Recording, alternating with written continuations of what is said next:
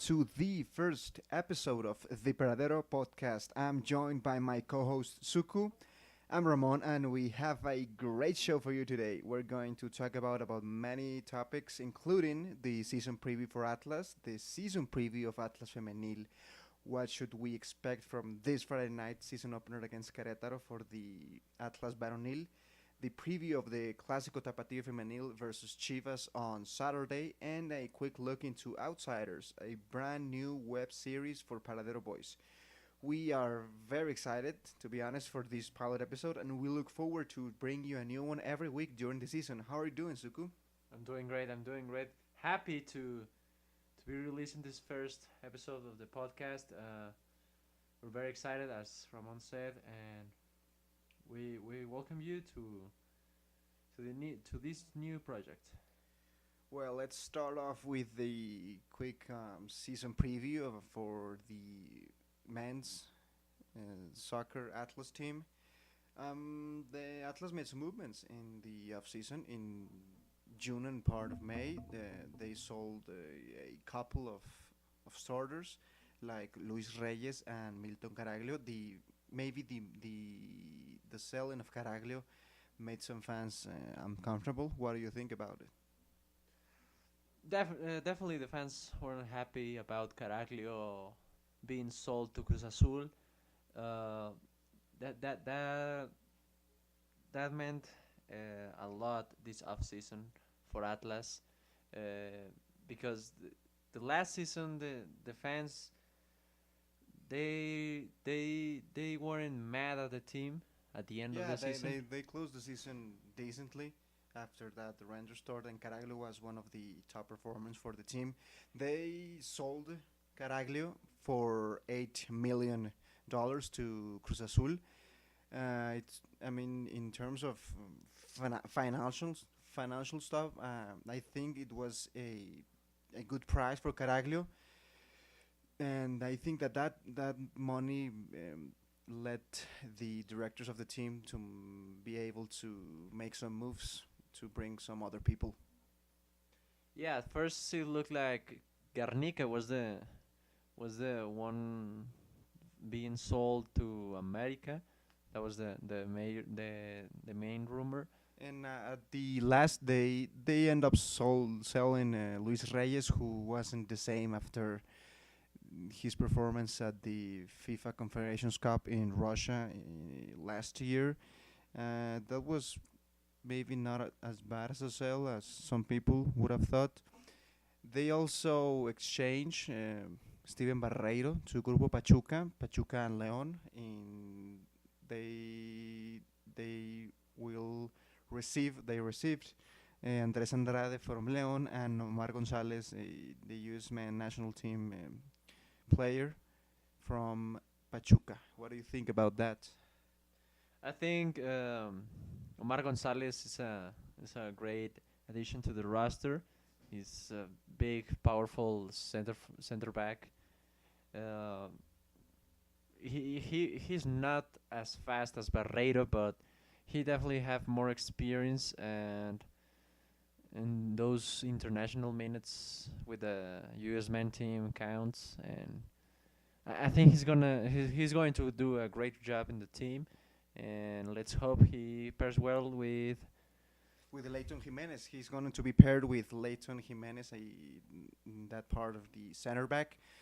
In the Liga MX draft, they also brought Alejandro Diaz, El Güero from America, Heriberto Olvera from Lobos WAP, and they also brought back from the loan in Morelia the forward striker Jefferson Duque, who was with Atlas in 2016 and then was sent to different clubs.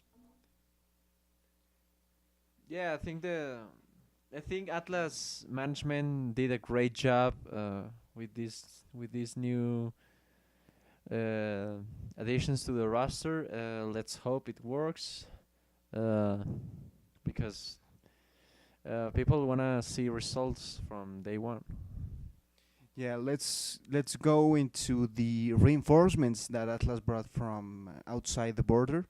The first one, Octavio Rivero, the new striker who will be the starting striker for the Apertura 2018 season. He is very similar in the physical form and in height to Milton Caraglio. He's younger than Caraglio, so hopefully he can produce the same numbers at least that Caraglio produced in the last couple seasons.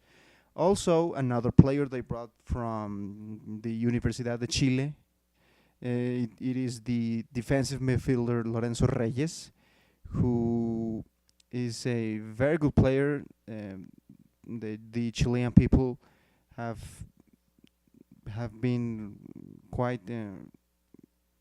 I don't know. They think that Lorenzo Reyes is one of the best midfielders in the continent. So maybe he can bring some defensive stability to the team in that part of the pitch. Yeah, definitely. Lorenzo Reyes is the most promising out of all of the reinforcements Atlas brought for this season. Yeah, like we need someone to to to replace in some form Rafa defense presence in that midfield. Yeah, I mean, even at the last games of Rafa Marquez, he wasn't that very uh, good at the defensive part of his job. So Atlas was lacking that type of midfielder who can bring stability and free a little bit more the other midfielders to create more opportunities for the team. Finally, the last reinforcement that Atlas brought for this Apertura 2018 season is Ricardo Alvarez, who previously played for Sampdoria in Italy. He kind of resembles a little bit to Ravel Morrison in terms of a player who has ups and downs in his career, who's not very consistent, but it is a player who has many tools and has that special thing that can create opportunities for the team. Yeah, it's those kind of players like Ravel who come from Europe. That there are like coin toss. You don't know exactly what to expect from them. Definitely Ravel had a tough time here in Atlas, but yeah, I think Ricky Alvarez is going to. Well, we hope he keeps that high level soccer Europe has. Yeah, previously of playing with Sampdoria, he played for Inter Milan and Sunderland in the Premier League. Let's go into another subject. Let's talk about the women's team of Atlas, who played this Monday on Morelia to play Monarcas. Yeah, definitely a tough match for Atlas Femenil. They the first like 15-20 minutes feel like a pickup game with no order in the team. That's when the Morelia goal came in from a corner kick. A corner kick which rebound dance around the penalty box, and Morelia midfielder Madeline Pasco puts in shoot it to the goal. The keeper couldn't do anything. But then at the end of the first half, the team looked really good, with the most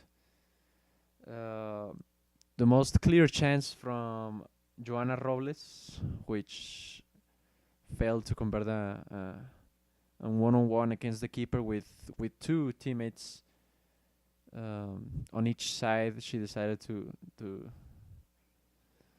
shoot herself and just missed the target completely.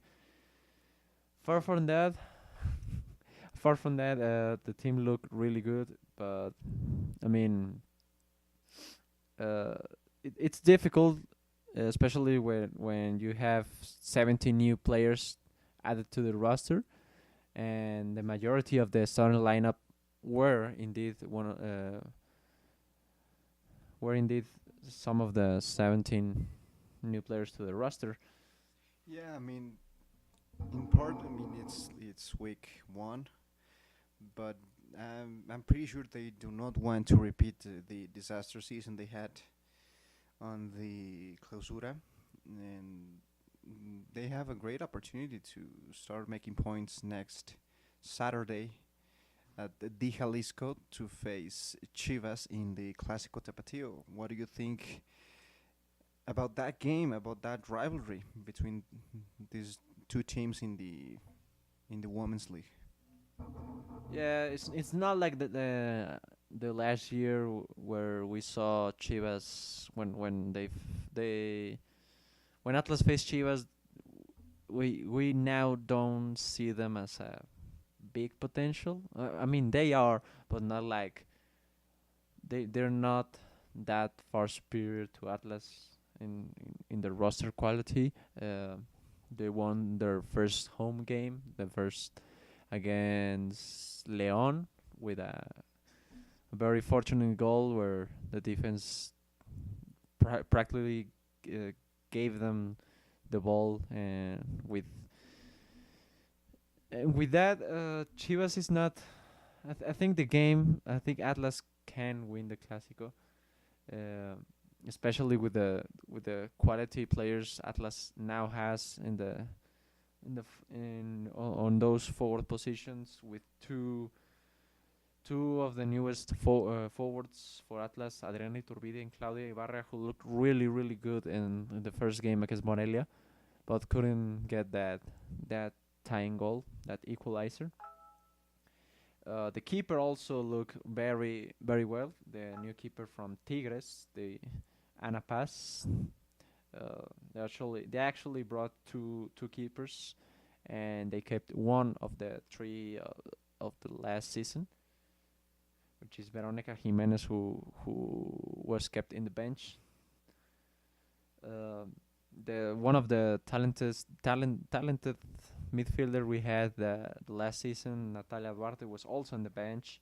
Uh, the the Melee striker Mayra Santana also was kept on the bench, and I think the only, if I'm not mistaken, the only two players repeating from in the starting lineup who were in the last season were Maritza Maldonado and Samar Alcala. I think those are the only two players from last season who started that game. So you get the idea of that disorder they had in the first half, and how they couldn't finish strong the game. Yeah, it makes sense, and we're hopefully they will correct some of those mistakes starting this Saturday at the Jalisco. Let's go now over to the men's soccer team, the Atlas, the men's soccer team from Los Rojinegros. They will have their season opener this Friday night, the July 20th, 9 p.m., the usual starting time for Los Rojinegros games at home. They will be hosting Querétaro, a rival, kind of rival with some history, with the sense of history and stuff. Uh, should be a pretty interesting game. Querétaro has also brought some players, keeping some of the players that they usually had in the starting lineup the last season. Mm, talking more about Atlas, about what to expect, what starting lineup to expect this Friday. I think Coach Gerardo Espinosa has given us some clues about who's gonna start on Friday. The one of the curious things about the preseason has been that Juan Pablo Vigon has been the captain of the team for a couple games, so I think Vigon is gonna be starting on Friday. At goalkeeper, Pepe Hernandez is a locked to be the starting goalkeeper. The two center backs are going to be, I think, Omar Gonzalez and Leighton Jimenez. The full backs are going to be on the left, Cristian Calderon, and on the right, Ismael Gobea. On the midfield, on the midfielder holding position, Lorenzo Reyes, who we already talked about his ability to be a presence on the defensive side of the ball. On one side of that center field, it's gonna be, I think, Clifford Aboye joining Juan Pablo Vigon, and on the wings, I think maybe Andres Andrade will start, and on the other wing, Brian Garnica in his usual spot, and up top, Octavio Rivero seems like the safest bet to be the starting striker for Friday. What do you think about that game? Uh, Querétaro is like uh, an easy target for Atlas, certainly. But what you were saying about Juan Pablo Vigon being a captain is definitely very weird. If you told me 2 years ago that Vigon is going to be a captain for the Atlas team, I wouldn't believe you a single thing. But I mean, the roster has changed that much that Bigon is now the captain. Yeah, I think Bigon's the captain because he has been several years now playing for Atlas. I mean, the other person who could be the captain is Leighton Jimenez. So I think the captain band is gonna be rotating between Leighton and Bigon. Depends on who starts and who does not. Speaking about historical matchup between Atlas and Querétaro in the last 5 games, Atlas has a pretty good record against Querétaro in the last 5 encounters, winning 4 of them and tying 1. They haven't lost to Querétaro. They haven't lost to Querétaro since 2015, Apertura 15. The overall at the Jalisco, they have played 2 times in these last 5 encounters. Atlas winning both in Apertura 2016, winning 2-1, and in the last season Clausura 2018, winning 1-0 with that goal from Milton Caraglio to save Atlas from the descenso struggles. It's going to be an interesting match, very unpredictable, as the home openers for every team usually are. I mean, people are still over the World Cup hangover. I mean, it's probably not going to be at the same level, but it's something to build up into the later stages of the year, and hopefully Atlas can start with the right foot and get the 3 points. We're closing in this special first episode of the Paradero Podcast, and we want to talk about a project that has been growing and been talking in the group Paradero Boys. It's the Outsiders, brand new web series of people closely related to Atlas or outside Atlas, fans, etc. And Suku here, my co-host, has working very hard to try to finish the first episode of Outsiders the quickest as possible. What can you say to us about Outsiders? I mean, as you said, I'm working very hard to get the first episode out as lately as possible. It's definitely hard because it's I'm planning to do a 20-30 minute episodes. So as a single guy doing filming and writing and editing is a whole lot of work. And well, yeah, as you were saying, Outsiders it's going to be a web series when each episode will be focused on one single person who has been outstanding in Atlas related projects, who are not on the field, like players and coaches stuff. And if you were wondering why in the teasers, there's girls dancing. If you are from Guadalajara and you go to Atlas games, you may notice the girls dancing in the halftime pregame. The cheerleaders. The group is called Las Margaritas del Atlas, which translated to the flowers. And yeah, the episode is focused to the director of that group, La Señora Yolanda, la Maestra Yolanda Bravo, who has been director of the group for almost 20, 25, 30 years, something like that. You must watch the episode to know. And yeah, the episode is focused on her, how she created the group, and how the group has evolved from all these years, and a little behind the scenes on the group, a little behind the scenes on how the group is managed, and the cheerleaders of the Atlas. Yeah, we're looking forward to see the progress of this project. Anxious to watch it when it is completed, and you can follow us on the social platforms that we have to see the progress and have some news about Outsiders and everything about Atlas.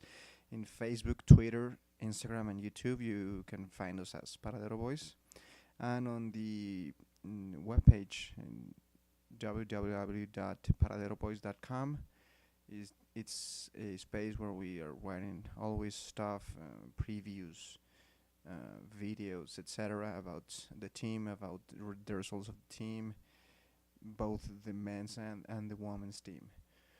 We would like to close this first episode of Paradero Boys with a thanking you for listening us on this first try, this pilot episode. As we told you earlier, we would like to give you updates, give you new episodes every week.